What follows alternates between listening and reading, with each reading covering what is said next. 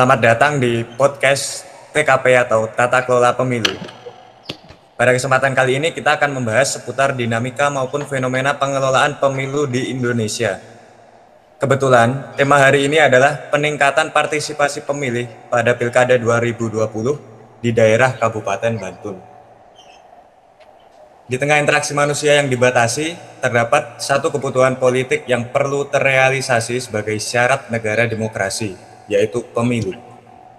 Dalam konteks daerah, pilkada banyak perdebatan seputar pelaksanaannya yang menimbulkan pro kontra di tengah warga. Memang sepenting apakah pilkada di tengah pandemi? Bagaimana dengan tingkat partisipasi pemilih? Saya, Akbar dan Alfian, ingin mengajak Anda mendalami fenomena ini secara lebih khusus pada Kabupaten Bantul, Daerah Istimewa Yogyakarta. Kali ini kita ditemani oleh narasumber yang istimewa. Siapakah beliau? Mari kita sambut dengan meriah the one and only Pak Didi Joko Nugroho sebagai Ketua KPU Kabupaten Bantul. Selamat datang Pak Didi. Selamat datang teman-teman semuanya, Mas Akbar, Mas Alfian, dan semuanya saja. Selamat datang. Salam sehat. Baik, terima kasih yang sebesar-besarnya kepada Pak Didi yang telah berkenan hadir pada siang hari ini dalam podcast Tata Kelola Pemilu. Apa kabar Pak Didi? Alhamdulillah baik Mas Akbar. Semoga Mas Akbar dan teman-teman semuanya juga kabarnya baik dan sehat ya di tengah pandemi seperti ini.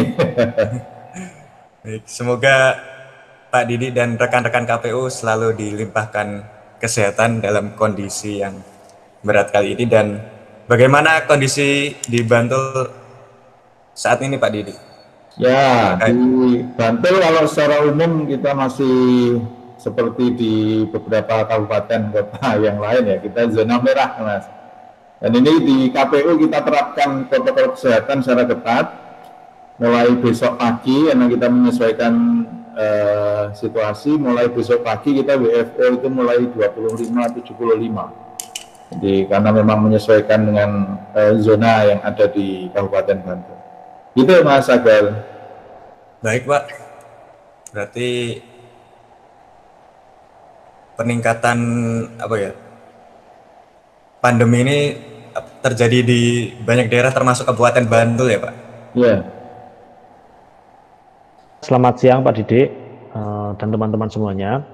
Di sini saya akan melanjutkan apa yang sudah disampaikan oleh teman saya Akbar tadi untuk menyampaikan beberapa fakta menarik terkait dengan pelaksanaan pilkada di Kabupaten Bantul yang kami temukan bersama teman-teman kemarin. Jadi kami mendapatkan fakta Pak Didi bahwa ada beberapa fakta yang cukup mencengangkan bagi kami pada pilkada di Kabupaten Bantul 2020, yakni bahwa angka partisipasi pemilih dalam pilkada tersebut justru meningkat, padahal di tengah masa pandemi yang sedang berlangsung, Pak. Itu cukup mengejutkan bagi kami. Dan berikutnya, setelah kami riset melalui data sekunder yang kami peroleh di internet juga, partisipasi masyarakat dalam pilkada tersebut mencapai angka yang cukup tinggi, yaitu 81,42%, atau di atas target nasional yang ditetapkan sebesar 77,5%, Pak. Dan angka tersebut meningkat kalau dibandingkan dengan pemilu 2015 yang lalu, yang mencapai 494.038 pemilih, atau sekitar 75,76%. Lalu dari fenomena tadi, Pak Didi, kami tertarik untuk menelusuri apa saja sih upaya-upaya yang dilakukan oleh KPU Kabupaten Bantul dalam mengelola Pilkada 2020 sehingga dapat dikatakan sukses, Pak, walaupun di tengah masa yang sulit di kondisi pandemi ini.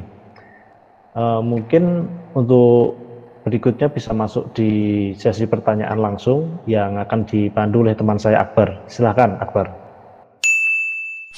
Setelah beberapa fakta yang telah dikemukakan oleh Mas Alfian, terdapat beberapa pertanyaan yang bagi kami sifatnya sangat menarik adalah apa saja tantangan KPU Kabupaten Bantul dalam mengelola Pilkada 2020 di tengah keadaan normal baru. Bagaimana Pak Didi terkait dengan pertanyaan tersebut? Ya, terima kasih Mas Akbar dan teman-teman semua. Pertama tentu pelaksanaan pemilihan kepala daerah di tengah pandemi COVID ini adalah pengalaman pertama kalinya ya bagi penyelenggara seperti saya. Kebetulan saya di KPU Bantul ini kan sudah mengalami 2 kali pemilihan ya. Jadi 2015 saya menjadi komisioner, kemudian 2020. Jadi di 2015 tantangan kita pada saat itu adalah kita melaksanakan pemilihan kepala daerah serentak pertama kalinya. Ya, itu terlewati, alhamdulillah terlewati dengan baik, sukses. Tadi sudah disampaikan oleh Mas Alfian, partisipasinya 75,sekian% dan itu meningkat juga. Nah, di tahun 2020 ya, untuk kedua kalinya saya terlibat secara langsung dalam pelaksanaan pemilihan kepala daerah. Dan tantangannya berbeda lagi, gitu ya. Kalau 2015 itu tantangannya adalah pilkada serentak, maka 2020 ini tantangannya adalah selain serentak juga di tengah pandemi COVID. Ya, jadi ini adalah pengalaman pertama kalinya penyelenggara di Indonesia itu melaksanakan pemilihan kepala daerah di tengah pandemi COVID-19. Nah, tentu ada banyak cerita, ada banyak pengalaman gitu. Tapi yang paling mendasar adalah bahwa di dalam pelaksanaan pemilihan kepala daerah serentak ini yang paling berbeda dengan situasi yang lain ya, itu bahwa di setiap tahapan kita itu dilaksanakan dengan menerapkan protokol kesehatan.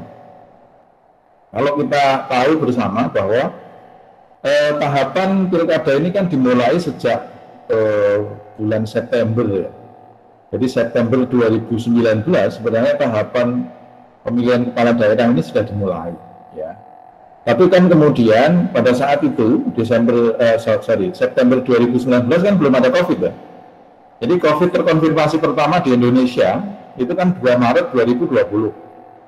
Jadi pada saat launching itu kita belum membayangkan bahwa kita akan menghadapi situasi COVID seperti ini, teman-teman sekalian. Ini yang jadi pada saat itu kita membayangkan ya pilkadanya seperti normal saja, biasa saja gitu ya.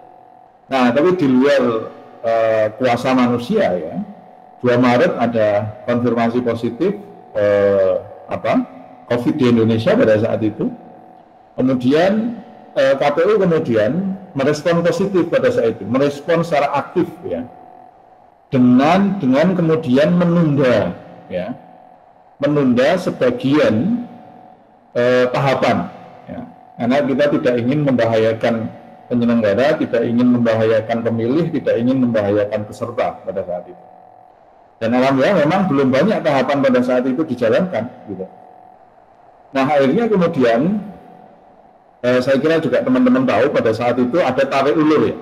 Ada tarik ulur antara mau dilanjutkan atau ditunda gitu ya. Jadi pilkada pada saat itu baik oleh elemen NGO, ormas, kemudian beberapa kelompok masyarakat itu tarik ulur antara mau ditunda atau dilanjutkan. Tapi akhirnya saya kira juga teman-teman tahu bahwa setelah melalui koordinasi dengan banyak instansi termasuk dengan BNPB ya, dengan Badan Nasional Penanggulangan Bencana, akhirnya kemudian KPU kemudian melanjutkan tahapan itu. Tapi dengan syarat ya, BNPB menyatakan harus dilaksanakan dengan protokol kesehatan. Ya. Akhirnya konsekuensinya adalah kemudian KPU menerbitkan peraturan KPU ya nomor 6 tahun 2020. Jadi peraturan KPU nomor 6 2020 ini adalah mengatur tentang pelaksanaan pemilihan kepala daerah di tengah pandemi COVID.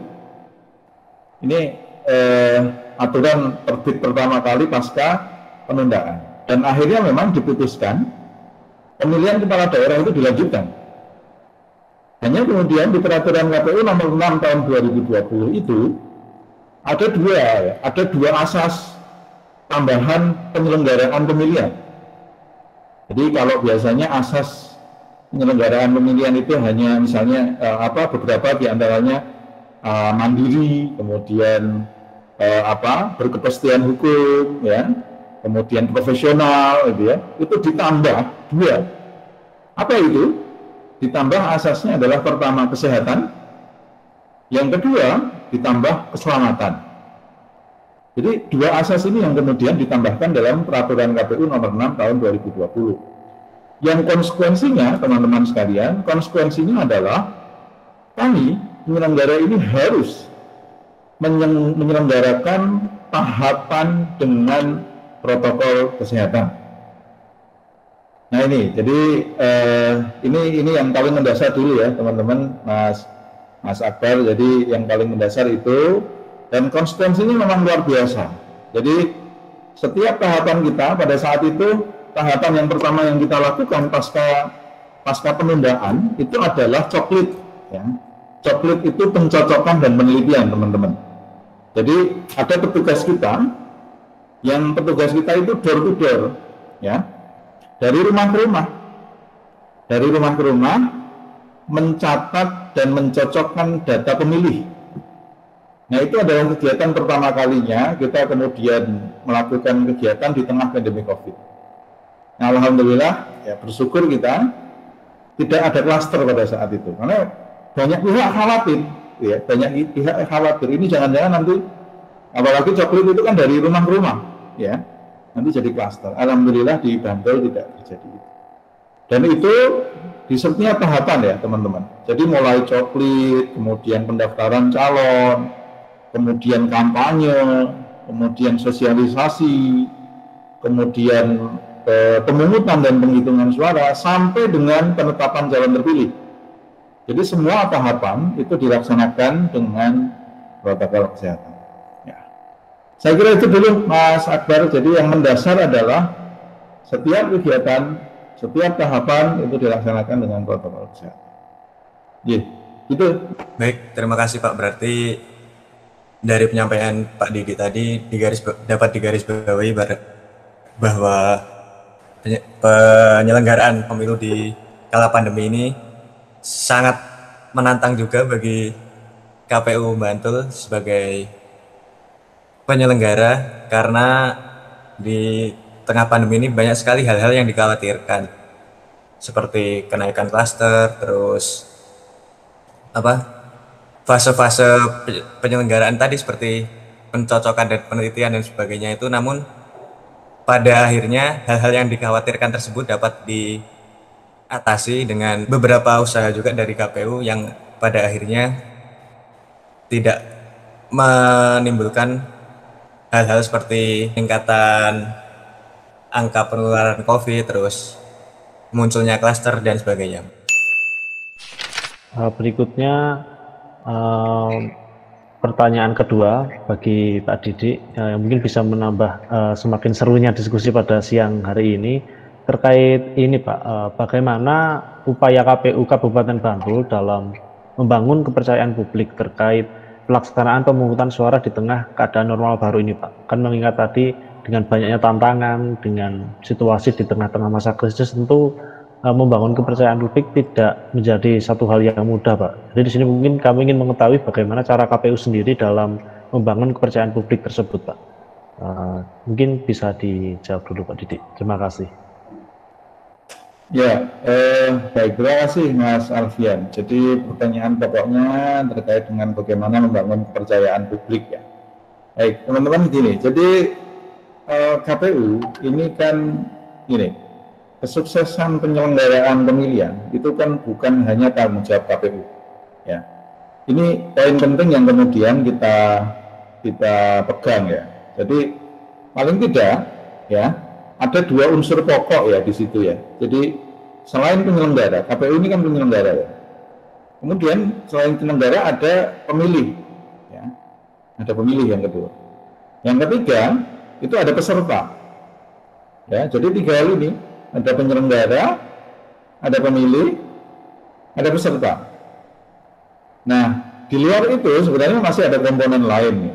Ada komponen lain, sebut saja pertama instansi terkait, ya, lembaga-lembaga terkait itu ada TNI, Polri, pemerintah daerah, gitu ya.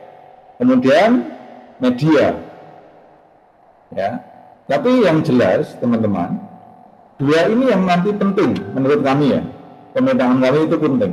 Pertama pemilih, yang kedua peserta.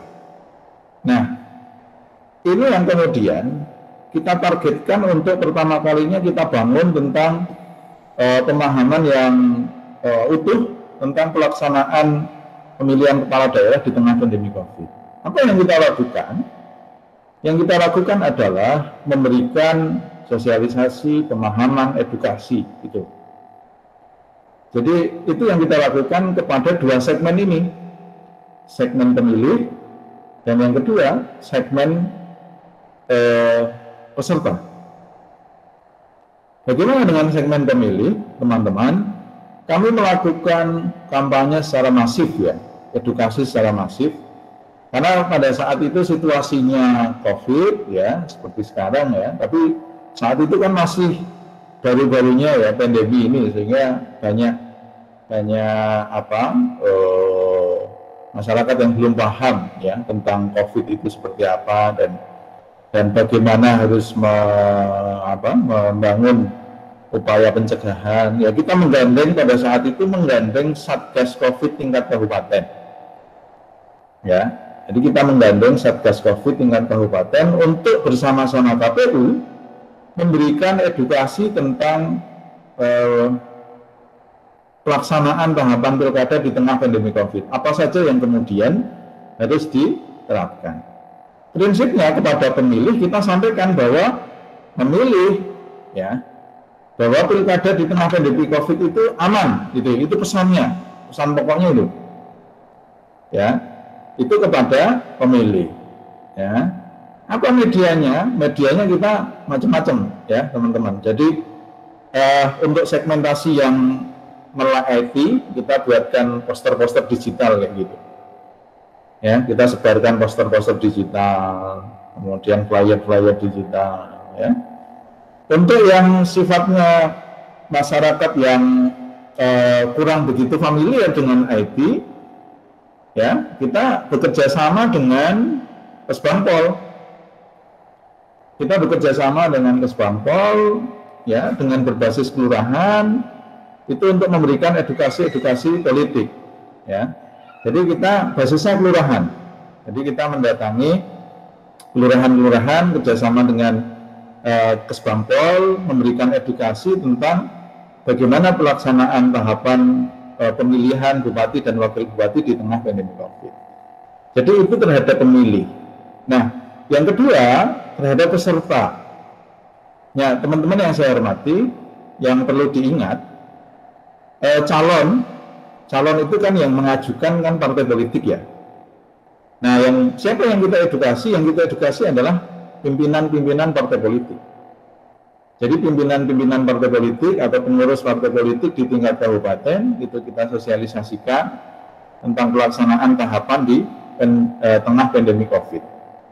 Nah, itu dua hal ya. Jadi saya tadi sampaikan ada dua stakeholder inti. Pertama adalah pemilih, yang kedua adalah peserta. Nah, di luar itu teman-teman, itu ada stakeholder yang lain. Siapa itu? Pertama tentu instansi terkait ya. Kita ada TNI, Polri, kemudian pemerintah daerah, ya. Itu secara berkelanjutan kita ada koordinasi ya. Jadi untuk kemudian membangun kepercayaan publik tentu tidak hanya KPU saja, tapi juga kita berkoordinasi dengan pemerintah kabupaten, kemudian dengan kepolisian, kemudian dengan TNI. Dan yang terakhir, yang tidak kalah pentingnya adalah dengan media, ya. Jadi media. Jadi hal-hal baru yang itu diterapkan di dalam Pilkada 2020 itu selalu kita informasikan kepada teman-teman media. Kita bangun komunikasi yang baik dengan teman-teman wartawan, dan mereka adalah menjadi bagian dari upaya kita untuk menyampaikan informasi secara benar tentang tahapan yang dilakukan oleh KPU Bantul pada saat pelaksanaan pilkada di tengah pandemi COVID-19. Ya, saya kira itu, Mas Alfian. Baik, terima kasih Pak Didik atas jawabannya tadi. Jadi intinya KPU sendiri ini apa ya, mengupayakan banyak hal untuk bisa menjamin keamanan pemilih juga dan juga peserta di situ dengan menggandeng berbagai stakeholder tadi, Pak ya. Untuk selanjutnya mengingat di tengah masa pandemi ini, mengapa KPU Kabupaten Bantul berani menargetkan angka partisipasi sebesar 82% pada Pilkada 2020 di tengah keadaan normal baru atau new normal ini, Pak? Ya, jadi target kita itu 80 ya Mas. Jadi pertama kita menargetkan 82. Tapi kemudian awal mula memang rencana strategis kita ada di angka 82. Kemudian karena situasi COVID ini, kemudian kita melakukan penghitungan ulang dan target kita adalah 80%. Target partisipasi KPU Bantul itu 80% terakhir. Nah, teman-teman sekalian, mengapa kita berani lakukan seperti itu? Pertama tentu basis kita adalah fakta kecenderungan pemilih yang ada di Bantul. Jadi kalau dilihat dari tren, ya, tren partisipasi di Bantul itu selalu mengalami kenaikan. Mulai tahun Pilkada 2010 itu angka partisipasi kita di angka 72,6%. Kemudian di tahun 2015 itu di angka 75,2%. Nah, dengan dasar itu kita berkeyakinan bahwa kita mampu untuk kemudian meningkatkan partisipasi pemilih di tahun 2020. Yang kedua, selain berdasarkan fakta itu, juga kita mendasarkan pada tingkat kemungkinan validitas data pemilih kita. Ya, teman-teman yang saya hormati, partisipasi ini kan angka yang muncul dari proses penghitungan antara pemilih yang hadir dibagi dengan daftar pemilih tetap, ya kan? Ya, jadi antara pemilih yang hadir dibagi dengan daftar pemilih tetap. Nah, Bantul itu punya sejarah baik ya, punya sejarah baik dalam hal akurasi data pemilih. Jadi data pemilih ini kan sering menjadi permasalahan ya, dari pemilu ke pemilih, dari pemilu ke pemilu, dari pemilihan ke pemilihan. Salah satunya banyaknya data kotor yang masih di dalam, ya kan? Ada data ganda, ada yang meninggal masih tercantum, ya itu. Nah, kami meyakini bahwa data kita cukup baik. Gitu. Nah, sehingga dengan modal itu, kami punya keyakinan bahwa tingkat partisipasi kita tinggi. Karena apa? Karena itu tadi, data pemilih kita juga sudah lumayan baik. Tidak banyak data kotor, itu katakanlah ya. Jadi tidak banyak data kotor. Data kita sudah cukup bersih. Nah, yang ketiga tentu faktor pandemi ini juga awalnya menjadi kekhawatiran kita. Jangan-jangan nanti partisipasinya menurun ya. Tapi kita berupaya semaksimal mungkin dengan melakukan edukasi kepada banyak pihak, ya, termasuk kita juga menggandeng Satgas COVID, ya, untuk kemudian mendampingi kita dalam setiap kesempatan, ya, dan sampai dengan pada saat pelaksanaan pemungutan suara tanggal 9 Desember pun Satgas COVID juga melakukan pemantauan secara langsung di lapangan untuk memastikan protokol kesehatan itu dilaksanakan dengan baik. Jadi atas dasar itulah kemudian kita berani menargetkan angka partisipasi kita di angka 80%. Begitu Mas Sakdar. Baik, Pak Didik, terima kasih banyak atas jawabannya. Berarti dari pernyataan Pak Didik tadi, saya dapat menggarisbawahi beberapa faktor tadi ya Pak. Seperti yang pertama, adanya tren kenaikan partisipasi pemilih di Bantul dari tahun ke tahun. Seperti dari 2010, 2015, dan seterusnya. 2015 dan sampai pada akhirnya di tahun terakhir yaitu tahun 2020 itu KPU Bantul berani menaruh target 80% ya Pak yang ini tadi. Lalu juga KPU juga berani menentukan target sebesar 80% itu didasari dengan keakuratan data dari KPU sendiri, seperti data pemilih tetap dan sebagainya, dan juga penerapan protokol kesehatan yang sangat ketat dalam pelaksanaan Pilkada 2020 di Kabupaten Bantul. Baik, terima kasih Akbar. Untuk pertanyaan berikutnya Pak, kami ingin tahu sih Pak, bagaimana strategi atau kontribusi aktif dari KPU sendiri dalam meningkatkan partisipasi masyarakat pada Pilkada 2020. Tadi mungkin sudah sempat disinggung beberapa upaya-upaya KPU dalam peningkatannya. Mungkin di pertanyaan kali ini kami ingin lebih tahu lebih spesifik atau lebih khususnya gitu sih Pak, terkait upaya-upaya KPU dalam meningkatkan partisipasi masyarakat pada Pilkada tersebut. Terima kasih. Baik, terima kasih Mas Alfian. Jadi memang ada beberapa strategi ya. Jadi strateginya adalah ya kalau dalam secara global itu ada dua strategi offline dan online, ya. Nah, kalau yang terkait dengan online, gitu ya, kita cukup banyak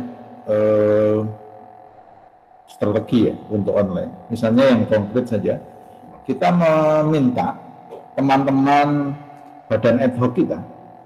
Jadi badan ad hoc KPU itu badan yang dibentuk secara non permanen ya, hanya selama tahapan. Kan ada PPK. PPK itu di tingkat kecamatan, PPS itu di tingkat desa, sampai dengan KPPS. KPPS itu di tingkat TPS. Nah, kita memerankan masing-masing badan ad hoc ini sebagai agen sosialisasi. Ya, jadi mereka tidak hanya sebagai penyelenggara saja, tapi mereka juga sebagai agen-agen sosialisasi. Bagaimana caranya? Caranya mudah. Ya. Mereka kita minta untuk kemudian melakukan share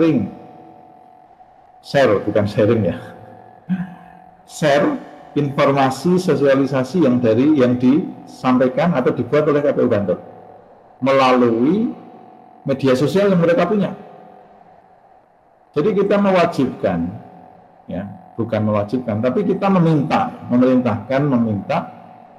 PPK, PPS, KPPS itu untuk kemudian membagi semua informasi di Facebook, Instagram yang dipunyai oleh teman-teman badan ad hoc.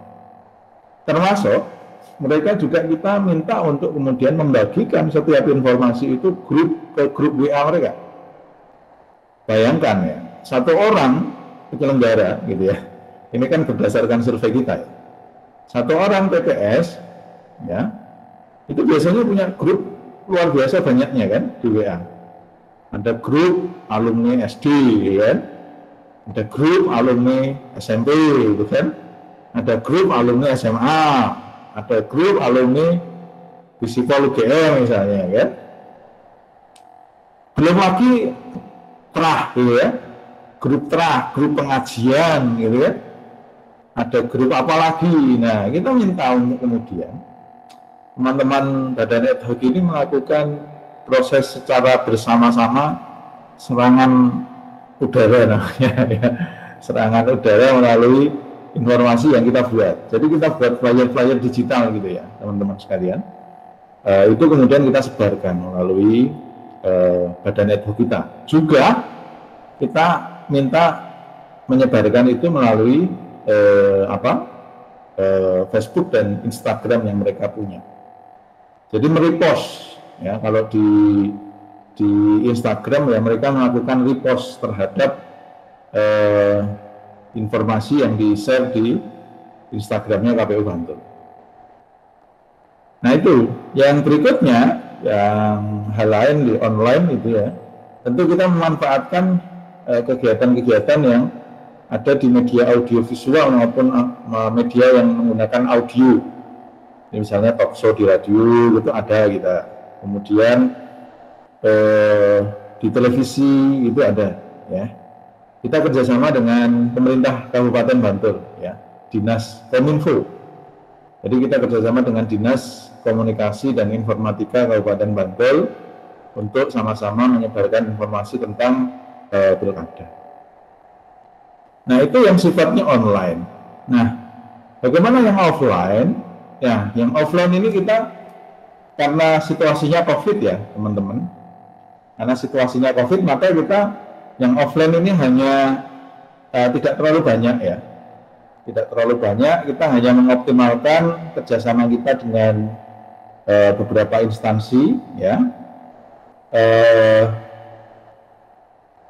Misalnya Kesbangpol ya, Kantor Kesatuan Bangsa dan Politik, yang dia punya program dialog politik berbasis kelurahan ya.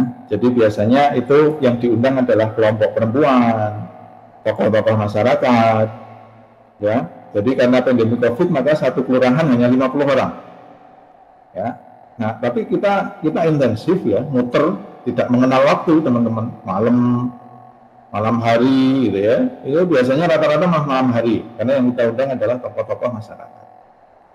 Nah, kemudian juga kita menggandeng ormas ya. Jadi ormas ini juga kita gandeng untuk membangun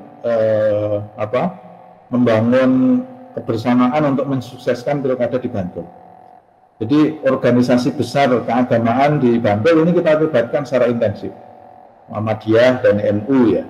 Jadi Muhammadiyah dan NU ini kita libatkan ya untuk kita masuk di pertemuan-pertemuan mereka. Juga teman-teman disabilitas ya. Jadi disabilitas juga kita libatkan. Kita masuk dalam pertemuan mereka. Jadi organisasi disabilitas ada di Bantul ini ada beberapa. Ini juga kita masuk di pertemuan-pertemuan yang dilaksanakan. Itu Mas Alfian. Terima kasih Pak Didik atas jawabannya tadi. Sudah ada beberapa poin yang saya catat. Bahwasanya cara-cara peningkatan dari KPU Bantul sendiri dalam meningkatkan partisipasi masyarakat itu melalui dua cara, antara lain dari online dan offline juga. Online dilaksanakan melalui dengan menggandeng para petugas PPK, PPS, dan KPPS untuk melakukan share informasi melalui media sosial mereka dan juga melalui media dalam bentuk audiovisual. Dan dalam bentuk offline tadi juga sudah disampaikan oleh Pak Didik dengan menggandeng beberapa instansi lain dan juga ormas. Instansi salah satunya yaitu Kesbangpol ya Pak, dengan diskusi di wilayah kelurahan tadi, dan juga dengan menggandeng ormas-ormas keagamaan seperti NU dan Muhammadiyah untuk dilibatkan sehingga dapat meningkatkan partisipasi pemilih nantinya, dan juga organisasi difabilitas di daerah Bantul. Baik Pak, jadi dengan berbagai strategi dan metode-metode yang dilakukan oleh KPU Kabupaten Bantul dalam mungkin proses sebelum pelaksanaan pemilu, saat pelaksanaan pemilu, dan setelah pelaksanaan pemilu, bagaimana tanggapan KPU Kabupaten Bantul terkait fenomena peningkatan partisipasi masyarakat pada Pilkada 2020 di Kabupaten Bantul? Tentu kalau terkait dengan tanggapan kami, bagi kami ini satu hal yang patut diapresiasi ya, patut diapresiasi menurut kami ya, karena pertama di tengah pandemi COVID yang masih ya, pada saat Desember ini kan pemungutan suaranya kan pada saat itu bulan Desember. Pada saat itu kita vaksin pun belum ada kan ketika itu ya, jadi belum ada vaksin kan Desember. Di tengah keraguan-raguan banyak pihak begitu, di tengah ketidakpastian situasi pada saat itu, partisipasi pemilih di Bantul ini cukup baik. Tentu ini yang kemudian menurut saya surprise ya, hal yang surprise bagi saya, dan tentu yang kami sangat berikan apresiasi tentu kepada para pemilih di Bantul ya, karena mereka di tengah pandemi COVID yang situasinya seperti itu begitu, masyarakat tetap berpartisipasi aktif ya, untuk mengikuti pesta demokrasi. Yang berikutnya tentu yang kami juga memberikan apresiasi kepada pemilih itu adalah tingkat kepatuhan mereka terhadap protokol kesehatan di TPS. Ya, jadi ini faktual dinilai oleh Satgas di tingkat kabupaten bahwa pada saat pemungutan suara itu tingkat kepatuhan masyarakat terhadap protokol kesehatan di lingkungan tempat pemungutan suara cukup patuh. Jadi kesimpulannya cukup patuh. Artinya apa? Artinya masyarakat kita itu ketika ada hal baru, ya, tata perilaku baru pada saat pemungutan suara ternyata bisa diatur, ya, bisa diatur dan patuh gitu. Tidak kemudian membuat aturan sendiri atau malah kemudian melanggar aturan yang sudah ditentukan oleh penyelenggara gitu. Jadi dua hal itu, Mas Akbar.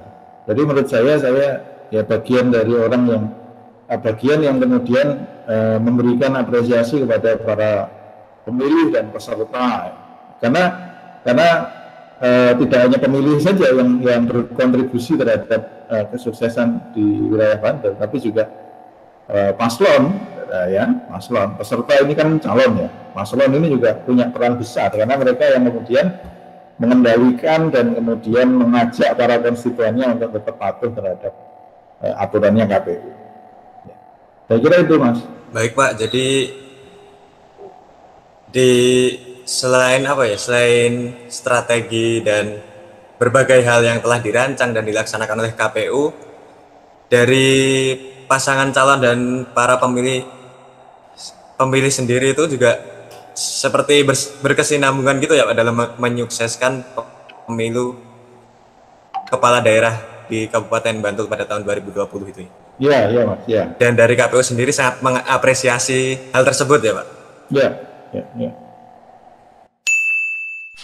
Berikutnya mungkin pertanyaan terakhir nih Pak, untuk diskusi kita pada siang hari ini. Mungkin tadi juga sudah sempat disinggung mengenai ini ya Pak, penggunaan media dalam mensosialisasikan upaya peningkatan partisipasi. Mungkin di pertanyaan ke-6 ini kami ingin bertanya lagi secara lebih khusus, apakah media cetak atau digital, mungkin selain yang disebutkan tadi, juga menjadi salah satu alat yang membantu KPU Kabupaten Bantul dalam melakukan sosialisasi terkait Pilkada 2020. Mungkin bisa dijelaskan Pak terkait penggunaannya secara lebih detail lagi seperti demikian. Silahkan Pak, terima kasih. Terima kasih Mas. Sebenarnya kalau terkait dengan pemanfaatan media digital, kita yang lebih banyak itu membuat semacam flyer secara flyer digital ya, atau poster digital gitu ya, lebih tepatnya. Jadi kita memang tidak kemudian semua metode online itu kita gunakan, misalnya podcast, kemudian apalagi ya selain podcast, mungkin video pendek gitu ya. Kita tidak kemudian mengoptimalkan itu, tapi pilihan kita itu pada flyer atau poster-poster digital yang kemudian kita share. Mengapa itu pilihannya itu? Karena itu yang kita tampilkan adalah informasi-informasi yang sederhana yang kita bisa buat dalam bentuk infografis atau kartun yang menarik gitu. Dan yang kedua, pertimbangan kita ketika itu bentuknya poster-poster atau flyer digital, itu kan lebih mudah dibagi ke grup WA juga, ya. Jadi tidak kemudian mengharuskan itu dibagi di Instagram gitu ya. Jadi maka kemudian pilihan kita lebih ke arah yang sifatnya media-media digital, ya, seperti flyer digital atau poster-poster digital itu pilihannya, ya. Meskipun kita pernah juga membuat video pendek, itu kita pernah, ya, atau kita pernah podcast, itu juga kita pernah. Tapi itu tidak kita lakukan secara frekuensinya, tidak kemudian kita lakukan sering gitu, enggak. Nah, yang kita lakukan secara secara frekuensinya cukup banyak, itu untuk memproduksi poster-poster atau flyer digital ini yang kemudian kita sampaikan ke masyarakat. Itu Mas Alfian. Oh ya, terima kasih banyak Pak atas Iya, jawabannya tadi. sedikit, Jadi sedikit, sedikit banyak Mas. sekali ya Pak ya. Tambah ya. Oh iya, Saya silakan tambahkan. Pak. Oh iya, saya tambahkan. Iya. Kita juga membuat ini Mas, membuat lomba ya. Kita membuat lomba-lomba. Eh, yang lomba-lomba ini kemudian kita buka untuk beberapa segmen. Ya. Misalnya untuk segmen pemilih pemula itu kita meminta melombakan membuat meme-meme kreatif. Jadi flyer-flyer digital kreatif gitu loh. Meme-meme kreatif itu kita lombakan. Kemudian untuk yang pemilih muda, yang dewasa itu kita membuat melombakan lomba video pendek. Ya. Nah itu yang kemudian juga mendorong banyak partisipasi anak-anak muda dan pemilih-pemilih pemula ya anak-anak SMA untuk kemudian ikut terlibat di dalam penyelenggaraan pemilihan di Bantul ini ya. Salah satunya ya karena kita adakan lomba yang segmentasinya memang anak-anak muda gitu ya, yang kreatif dalam hal teknologi informasi. Ya ini untuk menambahkan saja. Ya.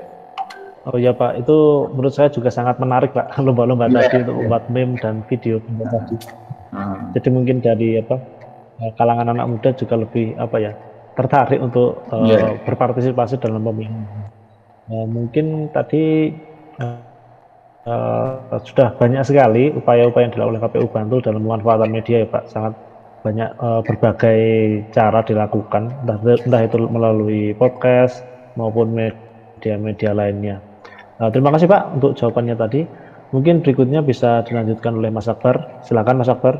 Baik, Mas Alfian. Jadi diskusi kali ini berjalan dengan sangat menarik atas beberapa informasi yang telah disampaikan oleh Pak Didi, dan karena ini sudah memasuki penghujung dari podcast kita kali ini, saya akan mencoba memaparkan beberapa poin besar yang dapat kita simak dari podcast kali ini, yaitu yang pertama terdapat tarik ulur antara NGO, ormas, dan kelompok masyarakat terkait pelaksanaan pemilu seperti ditunda atau dilanjutkan, dan pada akhirnya BNP menetapkan untuk pemilu tetap berjalan dengan melaksanakan protokol kesehatan dalam setiap tahapan yang dilakukan dengan dasar protokol kesehatan.